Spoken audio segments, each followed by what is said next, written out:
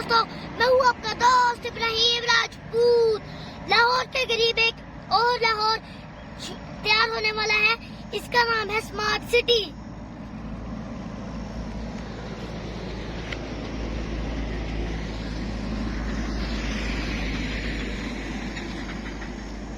दोस्तों, पहले ये खाली जगह हुआ करती थी, मगर अब ये जंगल से मंगल हो गया है। ये देखिए कितने प्यारे मकान बन गए हैं।